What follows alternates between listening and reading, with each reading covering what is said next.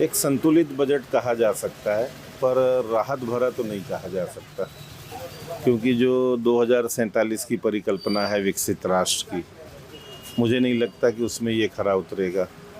दूसरा, middle class और विशेष करके व्यापारी क्लास को कोई राहत विशेष दी नहीं गई है, चाहे वो जीएसटी का मामला हो, टैक्सों के सरलीकरण का मामला हो, और इनकम टैक्स में एक झुनझुना पकड़ा दिया गया है खुश करने के लिए लोगों को, ऐसा लगता है।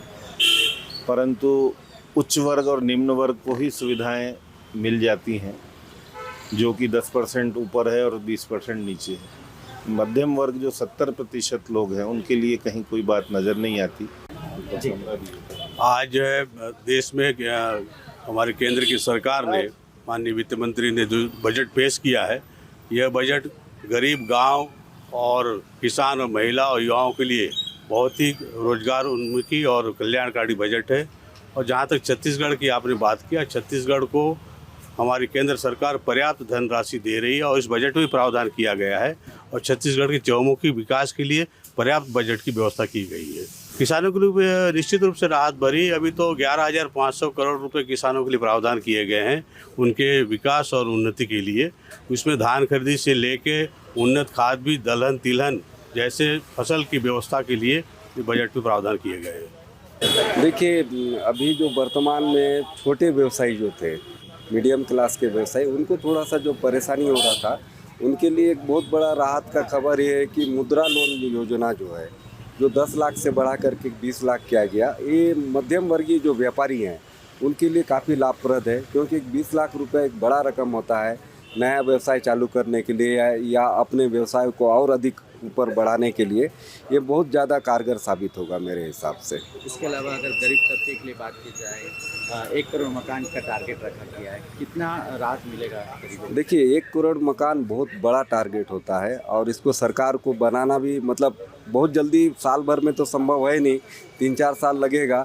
लेकिन इससे रेती, गिट्टी, सीमेंट, ये सब से जो व्यवसाय से जुड़े लोग, वो ये मान के चलिए कि बाज़ार में जो है इसका बहुत अच्छा ग्रोथ मिलेगा। और आम गरीब के लोगों को, जो और बचे हुए लोग हैं जिनके पास कच्चे मकान थे, वो लोग भी धीरे धीरे करके पक्के मकान में निवास करेंगे। जी, आज का जो बजट स्पेशली महिलाओं और बालिकाओं के लिए आया, युवतियों के लिए आया है, 3 लाख करोड़ का जो बजट आया है, ये फ़ायदा मिलेगा, युवतियों को मिलेगा, महिलाओं को मिलेगा और स्पेशली ग्रामीण क्षेत्र की, जो हमारे बस्तर में जो ग्रामीण क्षेत्र में विकास होना चाहिए महिलाओं के लिए, उनके लिए बहुत बड़ी सौगात लेके आया है। और मुझे उम्मीद है कि शायद ये हम सबको मिलेगा। हमारे से ज़्यादा बेहतर जो है वो ग्रामीण की जो क्षेत्र की महिलाएं, उनको मिलेगा और मिलना भी चाहिए उनको लाभ। जो योजनाएं संचालित हो रही है, क्या लगता है गांव-गांव तक पहुंचना चाहिए? बिल्कुल पहुंचना चाहिए, क्योंकि ये उन्हीं के लिए ना, ये योजनाएं हमारे से, जब अपने को केंद्र सरकार अगर एक योजना लागू करती है और अमल में लाती है, तो आखिरी तक पहुंचना चाहिए और आएगी ही, योजना पहुंचेगी, क्योंकि अभी हमारे पास सरकार भी बीजेपी की और ये देगी, अंतरिम आखिरी तक देगी और उसका फ़ायदा मिलेगा और मिल ही रहा है, क्योंकि अंदर हमने बहुत सारे जो देख रही योजनाओं का लाभ मिल रहा है, तभी इतनी महिलाएं एक्टिव होकर आगे आ रही है और आएगी आगे भी। खुशी की बात है कि इस बार बजट में दल्ली राजहरा से जगदलपुर की रेल लाइन का उल्लेख किया गया है और उसमें उसके लिए समुचित राशि का प्रावधान भी किया गया है। हालांकि राशि का प्रावधान हर वर्ष हो रहा है, मगर वो राशि खर्च नहीं हो रही थी। तो अब इस बार जैसे हमारे सांसद भाई महेश कश्यप जी भी लगे हुए हैं, उन्होंने रेल मंत्री से भी मुलाकात की, सदन में भी आवाज़ उठाई है। तो हम बस्तर वासियों को यही उम्मीद है कि जो पैसा सेंक्शन हुआ है वो आके यहाँ पे खर्च भी होगा, और जब वो पैसा खर्च होगा तभी हम उम्मीद कर सकते हैं कि रेल लाइन का काम शुरू हुआ है और वो रेल देर सवेर आएगी। कितना जरूरी है ये रेल लाइन बस्तर वासियों के लिए? देखिए, किसी भी क्षेत्र के विकास के लिए परिवहन की उचित व्यवस्था होना बहुत ज़रूरी है। और रोड मार्ग से हम लोग जाते तो आप सभी जानते हैं कि कितने ज़्यादा खर्च उस पर होता है। और हम लोग जब उस रेल के लिए पदयात्रा कर रहे थे और गांव-गांव से जब गुजर रहे थे, तो गांव वाले भी इस बात को महसूस कर रहे थे कि बस से जाने में बहुत ज़्यादा खर्च होता है और रेल से अगर हम जाते तो बहुत कम पैसे में बहुत ज़्यादा लोग भी जा सकते थे और ज़्यादा जगह भी घूमी जा सकती है। तो हर तरह से रेल का परिवहन होना ज़रूरी है। और हमारे बस्तर में जो एक विकास की जो अपार संभावना है, वो विकास इसीलिए नहीं हो पा रहा है कि हमारे यहाँ रेल की समुचित व्यवस्था नहीं है। तो इसका होना बहुत ज़्यादा ज़रूरी है।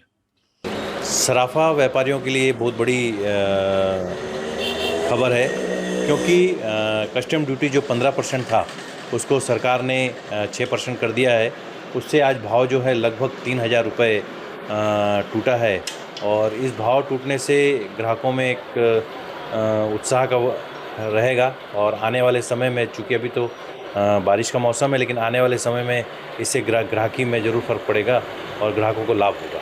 क्या लग रहा था लगातार रेट बढ़ते जा रहा था, तो ग्राहकों जो निम्न वर्ग के लोग हैं वो नहीं पहुंच पा रहे थे? जी, ये बात सही है कि लगातार भाव बढ़ जाने से, सोना और चांदी के भाव बढ़ने से ग्राहकों पर इसका असर पड़ रहा था।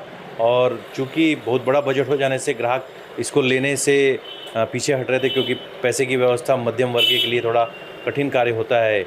और 10 ग्राम जो 75,000 रुपये 76,000 रुपये पहुँच गया था, तो वो लेने में तकलीफ़ हो रही थी। चांदी का भी क्या रेट गिरा है? चांदी का भी रेट गिरा है, दोनों ही धातुओं के रेट गिरे हैं आज।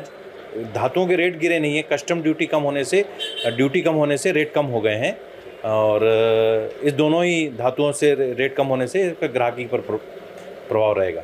ये बजट अच्छा आया है, और सोने चांदी में पहले 15% एक्साइज ड्यूटी थी, जो आज घटाकर 6% कर दी गई है, और उसके कारण हम सभी को काफ़ी राहत मिलेगी। इवन ग्राहकों को भी बहुत राहत मिलेगी। सोने चांदी के भाव लगातार जिस गति से बढ़ रहे थे, तो लोगों को लगने लग गया था कि अब 1 लाख रुपए सोना चांदी होने वाला है, लेकिन अब काफ़ी राहत मिली है उस पर, और संभावना है कि 4,000 हुआ है, 1-2 हज़ार और घटने की संभावना है। बजट के तुरंत बाद ही इससे रेट घटाया गया, कितनी राहत मिली होगी ग्राहकों को? क्या ग्राहक पहुंच रहे हैं दुकान सोना चांदी लेने? ग्राहकों को जैसे जैसे जानकारी होगी तो ज़रूर पहुंचेंगे सभी लोग।